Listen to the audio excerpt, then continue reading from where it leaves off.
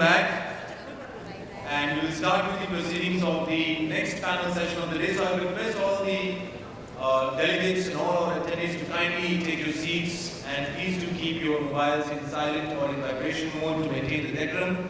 And please do wear your name badges at all times for efficient networking purposes. Those who have still not taken your breakfast or your beverages, you are welcome to bring it inside the hall and consume it to save time. Now, ladies and gentlemen, without taking further time, let me introduce you to the next session of the day on conversational AI, revolutionizing the customer experience. And before I introduce our honorable panel members who are going to enrich the entire audience on this particular subject, here are a few pointers which the panel are going to discuss about. Where do you see the customer expectations heading in the next 10 years? How have the other financial services increased the need of digital in insurance sector? AI and automation are revolution in customer experience. How are leading insurers and B2C organizations delighting their customers with voice AI and many more? So now, with a big round of applause, ladies and gentlemen, please help me welcome our honorable panel members. In the order of the sequence, I would like to first welcome, with a big round of applause, Mr. Deepu KV, Senior President, Head Operations and Customer Service, Bajaj Allianz General Insurance Company. A big round of applause for Deepu. Deepu, welcome to the panel. Always a delight to have you in our forums. Please take your seat. Joining next, we have Mr. Bala Singhania, EVP and Head Digital, HDFC Life. A big round of applause for Mr. Singhania. Mr. Singhania, welcome to the panel. Joining next, we have Mr. Sandeep Mosle, CDO Business Development, JM Financial Asset Management. A big round of applause for Sandeep ji. Sandeep, welcome to the panel. Joining next, we have Mr. Manishi Chatterjee, General Manager IT from IDBI Bank. A big round of applause for Mr. Chatterjee again. Mr. Chatterjee, welcome to the panel. Joining next, we have Mr. Topendra Bhattacharjee, Head Digital Bank, Direct Banking and Analytics from RBL Bank. A big round of applause to Mr. Bhattacharjee. Topendra, welcome to the panel. Joining next, we have Mr. Muktesh Narula, CMO from Pinnacle Teleservices. A big round of applause for Muktesh. Muktesh, welcome to the panel. Delighted to have you. And now, ladies and gentlemen, we would like to call on stage our honorable moderator for this panel, Mr. Cyril Mohapatra, Senior Vice President and Head Digital, IndusInd Bank. A big round of applause to Mr. Mohapatra. Mr. Mohapatra, all over to you. Fantastic panel of experts, and who better than you to moderate this wonderful panel? All the best for this wonderful panel session. First of all, I would like to thank the Cinex group for giving me an opportunity to moderate this, these dais over here with some esteemed speakers and professionals from the industry, well-known, personnel from the industry. We all know that AI, conversational AI, has taken big time leap as far as the customer experience is concerned, and it has its own advantages. The ROI is good, the faster customer resolution is good. It actually processes the customer request faster than a human being. And with that, I would like to start the discussion. And Deepu, I would like to first start with you, since considering the kind of experience that you have. Where do you see customer expectations heading in the next 10 years, and what various emerging trends that you are witnessing currently in the BFSI space? Thank you, sir, and good morning, everyone. I'll keep it crisp, given that we started late. So in terms of the trends that we see, going forward, one is, we are also back in the post-COVID world. So while the accent earlier was on digitizing the physical, now it's on humanizing the digital. How do you continue to give the efficiency of digital assistance, but with a healing touch or empathy? Because customers come to you with enough times, they don't come to you when they're happy. So that's one dimension we see playing out. The other is, if you look at most digital servicing assets, the sole language and sometimes dominant language tends to be English. Whereas if you look at our landscape, customers speak multiple languages, and we need to be with the customers. We need to go to the customer. We can't ask him to come to where you are. So we see multilingual assets playing out over a period of time so that you can amplify your reach. The third is when you have a crisis like COVID, which has been there for a while, and while it disappears, when it leaves behind some learnings which stay permanently. One thing we saw during the COVID era was the entire UI UX had become touchless. People had got used to that. So we expect that to continue. Therefore, you could see voice and you could see a range of technologies which will write touchless UI UX. So multilingual, touchless UI UX, and humanizing the digital. Perfect. Thanks, Deepu. My next question is to Mr. Balakrishna, and especially given in the insurance segment, I would like to know, and on behalf of the audience, how the leading insurance companies are delighting their customers with voice AI. Thanks, Cyril. So voice AI, there are multiple aspects of voice. So the simplest one is, say for simple calls, like say renewals, we use voice AI, customer get simple calls, which are not as simple when you are designing it, but saying, hey, your payment is due, I'm sending you a payment link, etc., etc. And it can actually do certain level of conversation itself. So that's one part of that. The second part of it is when you look at, say, Alexas of the world. For example, for HDFC Life, you can activate our property on Alexa and it will tell you where is your premium due. Now, so you have that aspect of voice that is slowly catching up. Some of these things we see greater adoption in our B2B2C type of agents and those kind of people where not so much of the last mile customer, but agents using that voice AI. So that's one part. The other piece is insurance companies are famous for having long forms. So you can fill our forms on mobile. Of course, the forms themselves have become shorter. You can fill it through voice. So you can speak your name, date of birth, blah, blah, blah. And wherever, let's say there is a comprehension error, you can still edit it, which means it won't be frustrating for you. So you do see different aspects of voice. And what we generally see it says some of the benchmarks are defined by a lot of these e-commerce firms because as consumer, they don't differentiate what they are buying. And as more and more consumers see that, we expect all of these to go many folds that will happen. Thanks, Balakrishna. The next question, I would like any one of you can pick this up, but what are the current challenges which are faced by the organizations for implementing conversational AI? Probably, Topendra, you would like to take this question. Organizations do face challenges, and there are a number of challenges. For a customer or for a consumer today, a simple chatbot on a website may be a front or maybe a mimic of customer service. But there's a process obviously that goes into it's not just technology, but there will be a lot of giving of compliance, expectations of the customers. I would also like to touch base, in fact, I try to give it another because if you just Google out or something, you see AI coming in 50 or something. And if I just compare it to the car or something, next 5 years or 6 years will be on the 5th year, last year. The reason behind because AI or a function is something which is ever defined. So initially when organizations would have any of these functions, they need to have a lot of patience because the systems will keep on learning on themselves, and that's how they will answer the questions. At the same time, the consumer at the other end may not be expecting the same. He will still expect the same brick and mortar model, or he will expect the same kind of levels of services also. So these are small points where organizations will have some hurdles in that. And this will be gradually sorted out by time. One thing is better, in fact, as any organizations today are more digital, but there will obviously human processes involved in it or viewed in it. But customers have started accepting the technology. They have started also, your consumers also have started accepting the level of services that you get from AI. They understand it. Still, there is no consumer behind that who thinks AI is a very something, a star or a star thing. They look at what it is and what are you going to expect.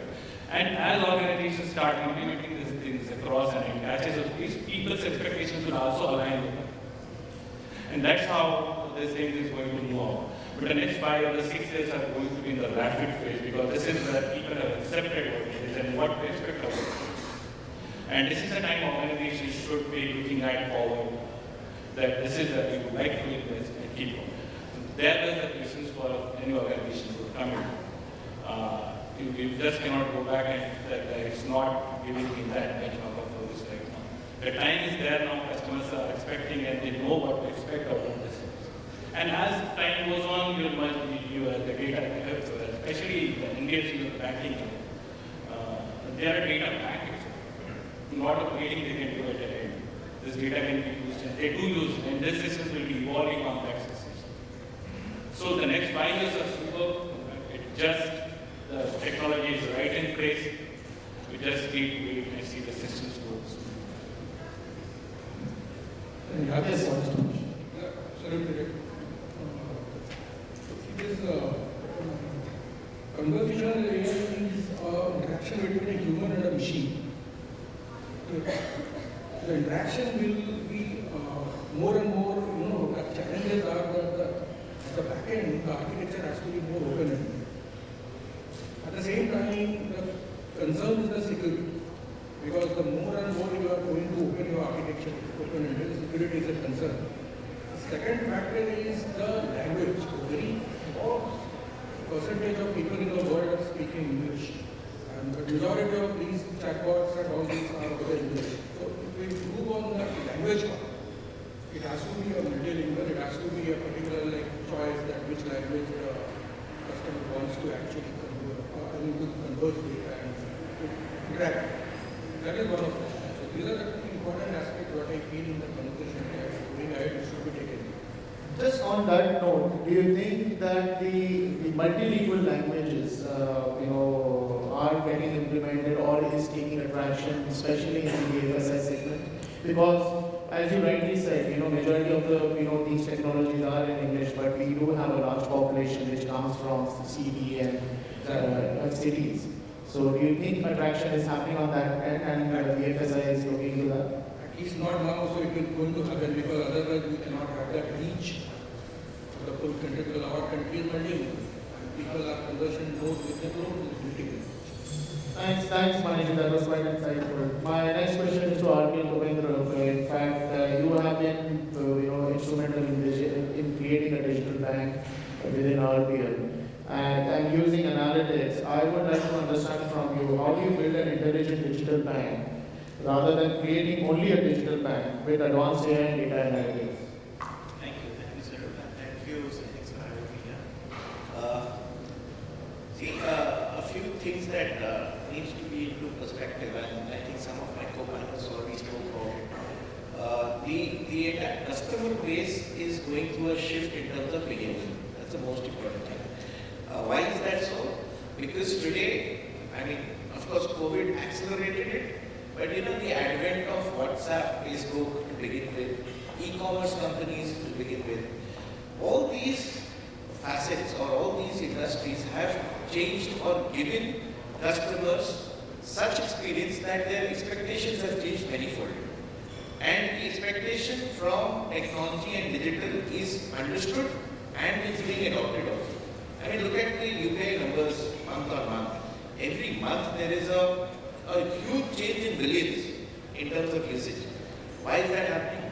Because people are adopting, and secondly, the ease of adopting. Now that is the first point that I want to make, is how easy is technology being made in terms of consumers being easy to adopt. So when you spoke about conversational AI, when you spoke about language within that space, etc., these are all easy to adopt elements of building a technology solution for the mass. So for example, I'm sure you have seen, if you see a gardener or a rickshaw or a blue collar labor speaking to a phone to converse on WhatsApp. The messages are all voice messages, they are not text messages which go generally. So that is the advent of conversational AI in the form that it is real stack. And when you talk about masses, that is the advent. In banking, when I say, when you very interestingly put, intelligent digital bank. Now, intelligent or not, I can say, how can you smarten the entire activity? The first thing below is the data layer. How do I cohesively create a data layer which is harmonious across all systems in the bank? So most of us bankers here know to our hearts, and also in some large, other BFSI companies, is that we live in different systems inside the bank. So the cards business will be in one system, the liabilities business will be in another system, the loans business will be in a third system. So typically what are they? There are 3 different databases. Are they cohesively intertwined? I'm not sure, but more or less from knowledge that I have across the industry, they are all split across and they are usually siloed. If they are siloed means a customer sitting in this system versus the next system versus the third system, each of them are not speaking to each other. Therefore, the experience that goes to the customer will be limited from system perspective rather than, the other way around. However, the customer's expectation is seamless. So today, I have gone to Amazon, I have purchased this, next day I should get an information from Amazon saying that, there is another thing that you are looking at and that's the price has come down. Why? Because Amazon sees me in one customer and knows exactly what I am doing.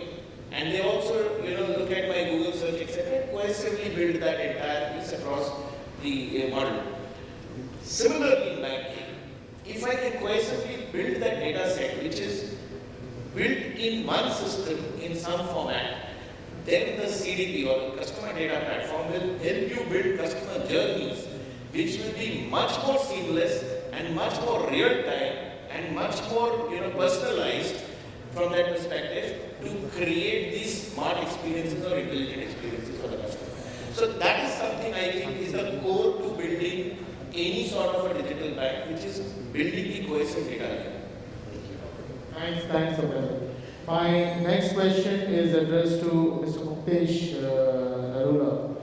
And, I would like to understand what kind of an ROI is normally expected when you are implementing, say, a conversational AI or a voice assistant in an organization. And what are the KPIs that you take into consideration while implementing this step? Okay, so conversational advanced AI and the data analytics, they would work hand in hand. And it is almost impossible to separate the two. And the way data is processed by AI is just not possible to manually do it. So how the data is processed, how the unified user personality is created, like Ben said, that's how we can do the cross-selling and enhance the customer experience. The ROI is actually calculated in terms of reducing the number of complaints, reducing the cost on the agents.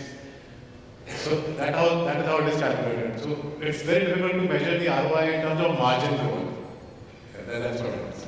So if I put this across these, the ROI is more on terms of not actual cost saving, but the residual savings that we are talking about. Efficiency, bringing out efficiency and thus resulting into better customer experience and customer satisfaction, and hence helps in acquiring more and more customers. Yes. So once the customer is happy with the immediate response, he doesn't have to wait when the conversational AI is there.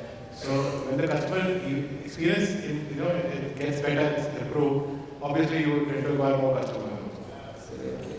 Manishi, for you, how do you think, how much has pandemic shifted the public expectations toward the entire digital world? And what the trends that you have seen post-pandemic? Yeah, I think it's really in fact, the morning session also the similar kind of topic came. This pandemic is one of the trigger. I think it is the trigger for the whole digitization to shift. And before that, the situation, I think, at least in our country, it was not that people are actually so much of even the digitization was there, but it was not much accelerated. In fact, people were actually in a kind of it's okay. We can do through internet banking, we can do through mobile banking, which of course it is matured now. But the people were reluctant. Majority of the things were in cash. But post-pandemic, the adoption rate is much more. As Kapendra also said, the more and more you adopt and more it is seamless. The journey towards the digital will be, I think that is what you all are expecting, and that is what happened post-pandemic. See the number of, even the RBI has come out in their annual report in 21-22. 2022 that the year-on-year growth of the digital transaction is 64.5%. It is the actual rate. So, look at the UPI transaction volume. In my bank only, it has grown up 100% between 21-22 to Q1 21-22 to Q1 22. Even the internet banking transaction, mobile banking transaction, ATM transaction, everything has increased. That shows that how people are adopting this digital part. And look at the kind of shops which is everywhere. The Paytm, everybody, Pan Dukan to even the Satyawala, everybody is accepting the QR code, displaying the QR code, and people are giving the money. Even I have seen a simple 15 rupees key also people are paying through ATM and they are accepting. That's the kind of digitalization we had gone after this pandemic, the way started. Once government said about the no cash, that is one thing. Second, the digitalization program. So that is the one aspect which is, I think it's very, very eye-opening. And secondly, what I will like to say that adoption of the digital is also enough and also triggered the institution, whether it's bank or any NBFCs, to gear up their technology. Because more and more, till today it was a close-knit architecture. But unless and until you are having an open-ended or even a loosely coupled architecture, you cannot consume those APIs. The APIs which are actually the key for the digitization, that is triggering because of this. Now we have to go with this kind of architecture which is more or less rather from hairball to loosely coupled architecture we have to go. So that is one thing as it is. So that triggers our application also to undergo change. Because we have to come up with consuming microservices, the enterprise-driven architecture we have to come from. So these are triggered this change my application also. So yes, from post-pandemic digitalization has increased. People are adopting it more. At the same time, organizations are also gearing up to change their architecture to embrace other technologies from the market, and also to see that okay, at least there should be a more shift towards the digitization of the bank rather than coming with only the physical model. Let's have something as a digital model nowadays. So that's my opinion. Thank you, Manishi. My last question to the panel, and this can be answered by anyone. Do you think that conversational AI will replace human employees with its customer service teams at some point of time? And if yes, by when do you think? So, it's not a question of replacement. It's a question of how much replacement will happen. So, for example, I do see once we put some of these things online, a lot more customers, at least the most curious one, almost daily basis they ask for fund value. You could not call a customer service, wait for 5 minutes and ask for fund value. Now that a lot of these processes seamless without human touch, some of that will happen. A lot of young generation, they would want to do servicing at 11 o'clock in the night or 2 a.m. in the night because that's when this person has willingness to do good day banking tasks. Let's say change of address as an example, or do a transaction at middle of the night. So when you are doing that and you need help, you want something to be there online 24/7. So expectation is some of these things will be there. For the most complicated tasks, you will still probably have human interface for a while. That might be 5 years, 3 years, I don't know. But a big chunk of these things will be addressed in a self-service mode, given to the customer in a more and more seamless manner. And the companies, when you have data which is more seamless, they will be able to do it in a better way. Obviously, conversational AI means better comprehension of customer queries, and the problem is more acute when you are talking about different languages.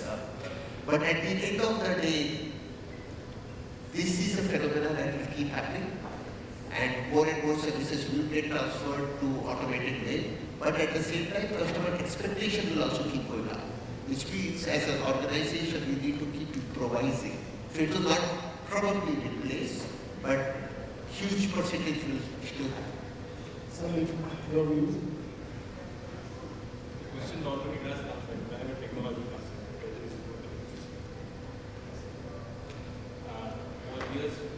Over years, the questions has been coming in. As technology is adapted to business does goes, the business does goes by 10 times, but the human requirement will go by 5 times, but it keeps on going. Secondly, tomorrow what is required or what is not required will be very dependent on organizations. Before you implement any technological solutions, what is your driving point at first? Are you putting the investor or the consumer on the table and going to see that I am going to make life simpler for this person, or I am going to make life simpler for my accounts and finance people or P&L sheets from them? When you try to view these two things, it's a very super difficult because it's sometimes an equation to achieve. For a minute, imagine you have a situation like that, and you have a scheme you are splitting in the city and the people is what we pick up at that point of time. It depends on organization to organization what they pick up, and whenever they start an initiative, what is the object? It is going to, I'm going to make my consumer very happy, I'm going to solve this problem at that point. Or I am implementing this because I want to save cost. Everybody would like to keep the shop open 24/7, and technology has helped us.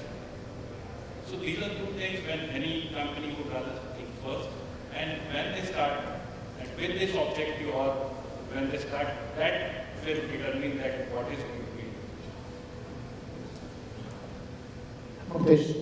So I agree with what Sandeep said. It is actually collaboration between a bot and a live agent which actually improves the user experience. Great.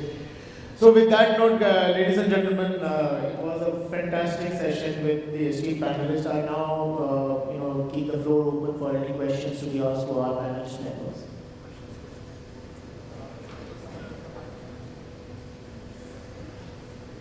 Thank you so much. Panel members. Yeah, so we have a good amount of time in hand for questions. So we would like to take the questions one by one. And before we take the question, just to tell you a few ground rules, please introduce yourself, your company, and the question to which panel member it is. If it is for a general question to the entire panel, then the moderator has a full right to choose the question to be answered by which panel session member. Alright, so we'll come to all of you, don't worry. Can we have the mic for the gentleman in the front, please?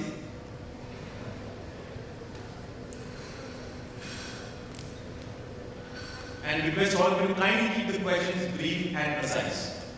Yeah, I am Dilshad Singh from IndusInd, and before a banker, I am a customer. And I am doing bill payments, credit card payments, each and every payments from my phone.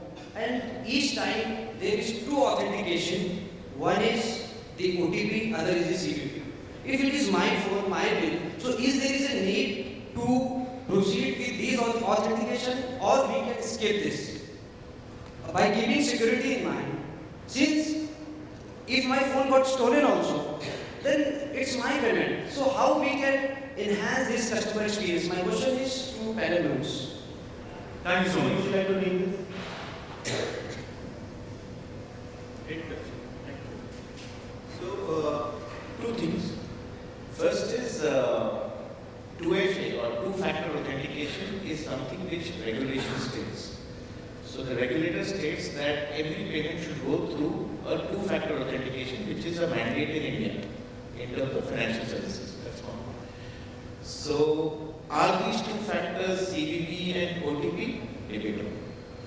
Now there are organizations, banks like ourselves and many others, who are looking at behavioral analytics as a part of creating one of those factors. There are multiple other alternate factors which are also coming in. So for example, SIM binding or phone binding. So the app will work only on your phone. So these are new emerging factors in terms of security. However, do you think that you are safe? Let me also assure that with the adoption of digital, your vulnerabilities around digital increase manifold. Okay, there are many people watching you doing things and behaving in digital who are not supposed to watch you. Okay, so in that scenario, the safer the better. We cannot compromise security in the space where you say that it is hindering customer experience. But there are other ways which are coming in, which will of course replace some bit of these friction across transactions. But you as a consumer, I would suggest, should still bear with it till the time you are sure whether your transaction is going in the right direction. Thank you.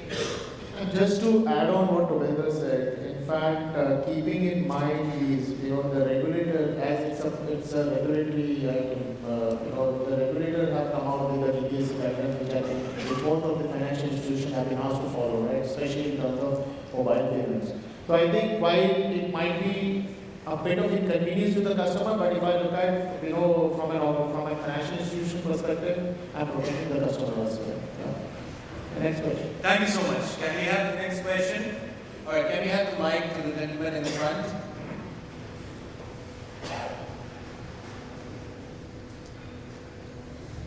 Yeah, hi, good morning. I'm Shardul Kalam. I'm the Chief Risk Officer with FedBank Financial Services.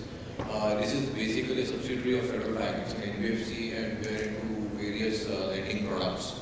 So the question to the panel is, we hear a lot of things about artificial intelligence, data analytics and behavioral scoring for the customers, right? And we see a lot of many institutions who evolved in this space, whether it's the lending space or the insurance companies and the entire BFSI segment. What I want to understand is, like we do hear, frankly, in our circles, a lot of claims that we build behavioral scorecards, application scorecards for the customer onboarding as well as for predicting the subsequent behavior of the customer. So where are we really in this space, and to what extent, if it's about new customer onboarding, to what extent is the human touch being replaced with these kind of scoring tool? And subsequently, the next question would be in terms of if at all the customer is already onboarded, we keep on engaging with a lot of vendor companies, who are in the space of data analytics. So where are we in terms of predicting accurately or near accurately in terms of the subsequent customer behavior? It could be customer retention, dropouts, or it could be delinquency flow. So, Would like to take this politician. So the question around what is analytics helping you to do?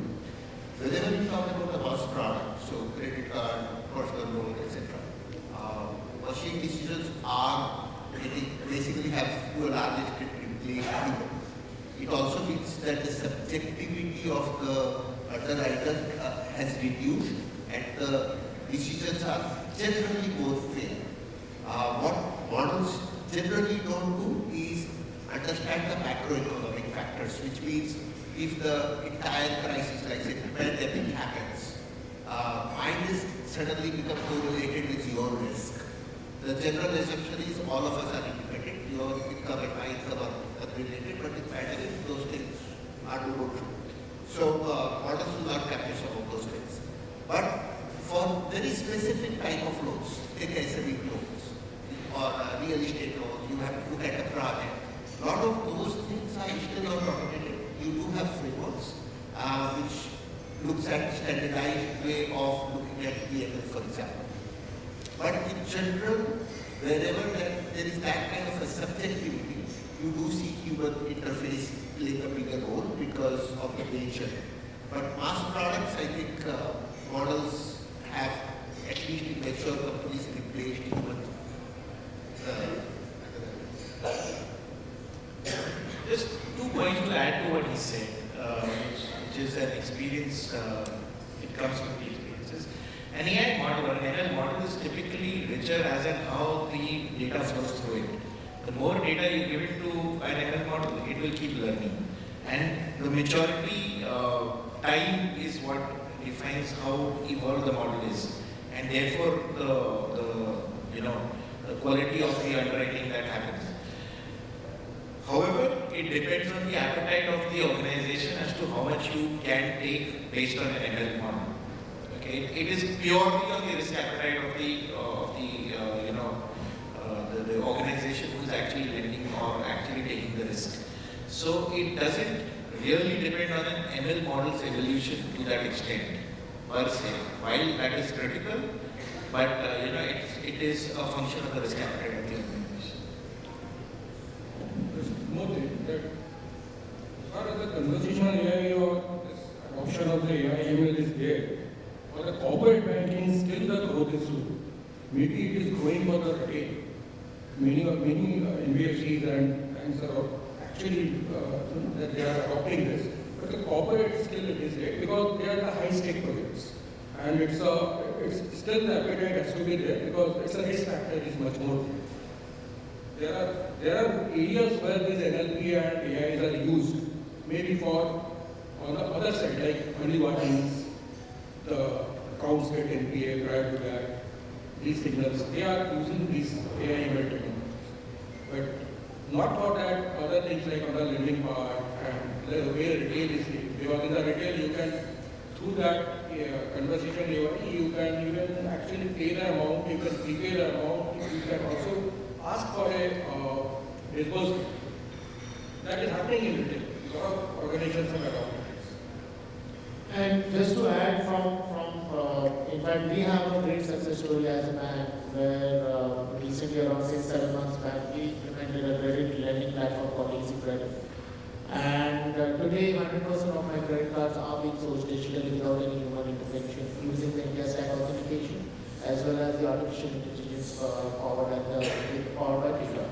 So there are institutions who are adopting this trend. As everyone rightly said, that shifting this towards the corporate or the MSME side, it's happening, but at a slight slower pace as compared to retail. Thank you, Madam Members. We'll take one last question. So we have a question from the gentleman there in the front. Sir, if you could please raise your hand.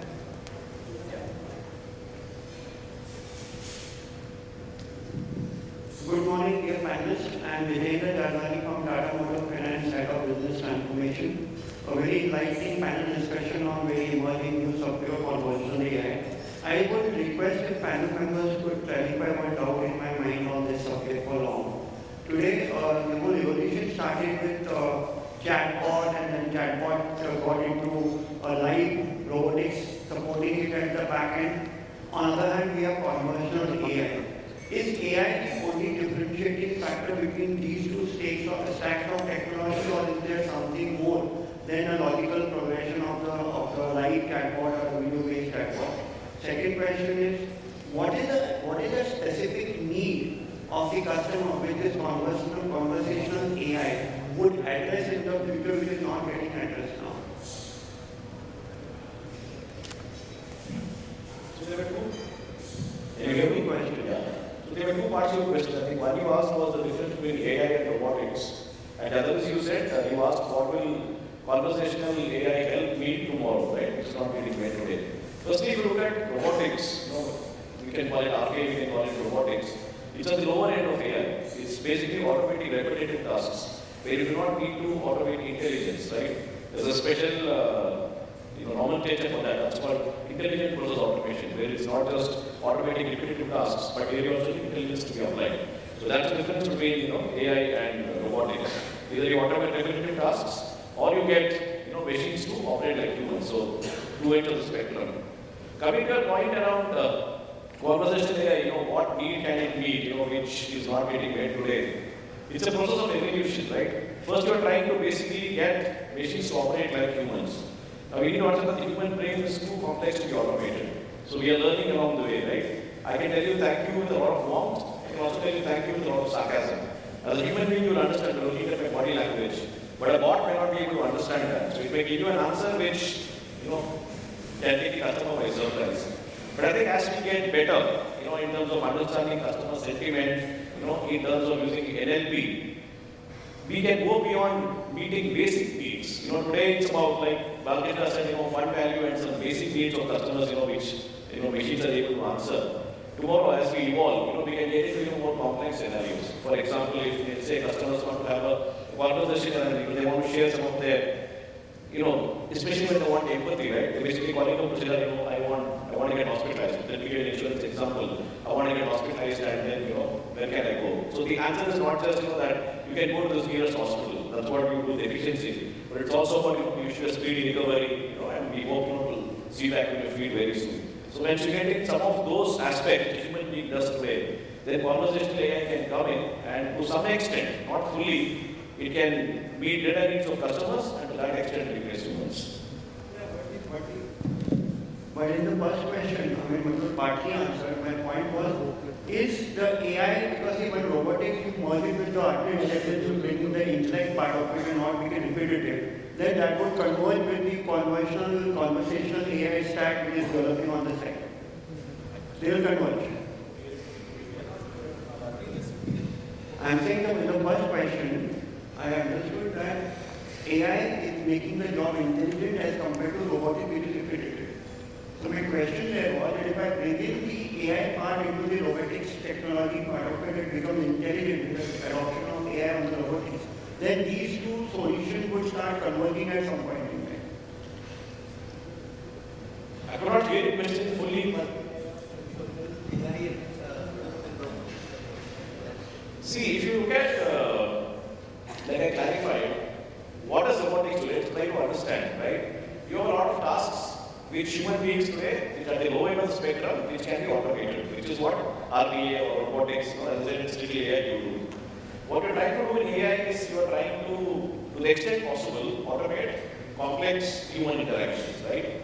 Now the question you're asking is, with the two merge, what will happen is as I keep automating from the bottom, let's say, I keep coming up the value chain.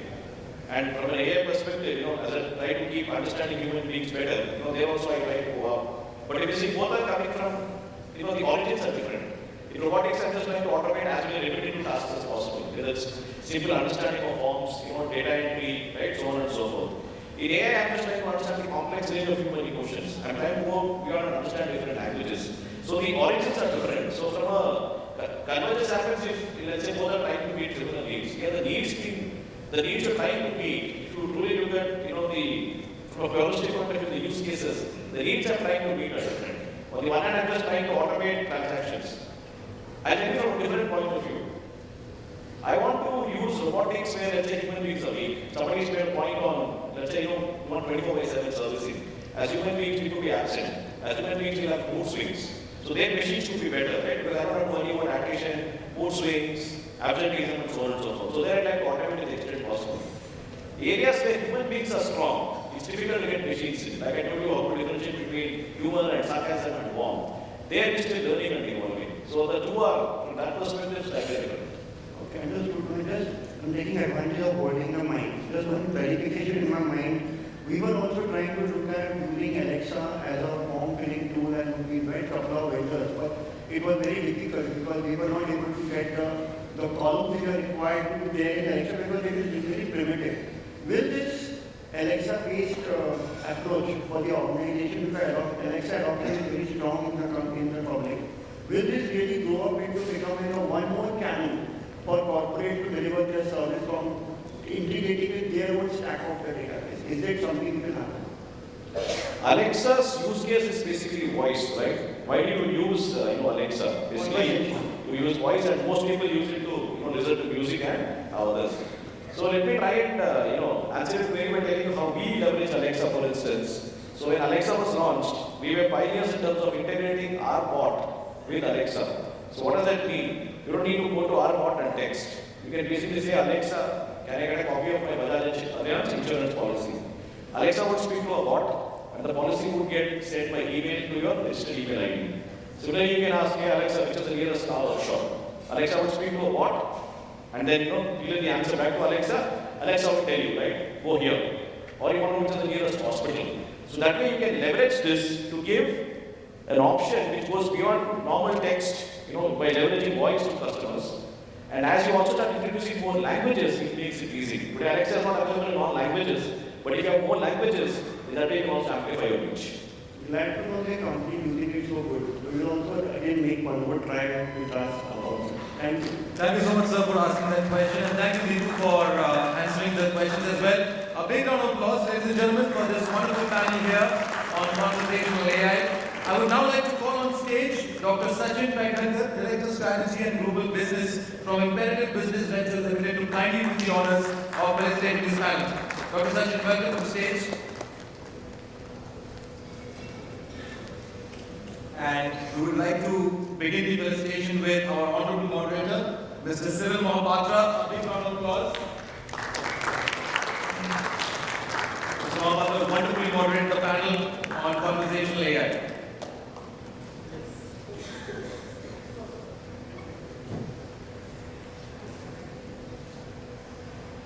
Mr. Deepu KV from Bajaj, Allianz General Insurance Company. A big round of applause for Deepu.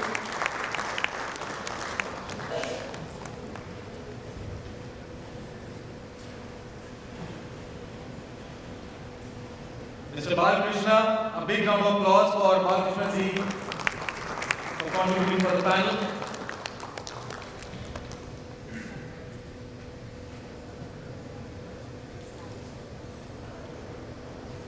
Mr. Sandeep Bhosle from JM Financial Asset Management. A big round of applause to Sandeep for contributing to this panel session.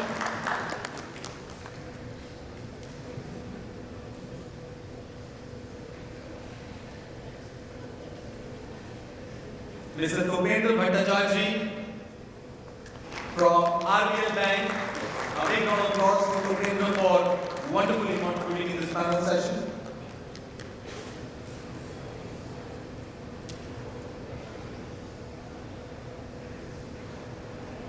Mr. Manishi Chatterjee from IDBI Bank. A big round of applause for Mr. Chatterjee for wonderfully contributing in this panel session.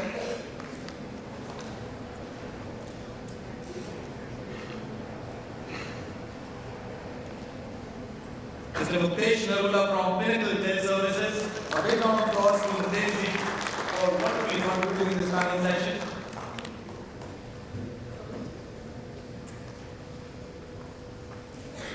I would now request all the panel members to please come forward for a group photograph, and Dr. Sachin, if you could also join them.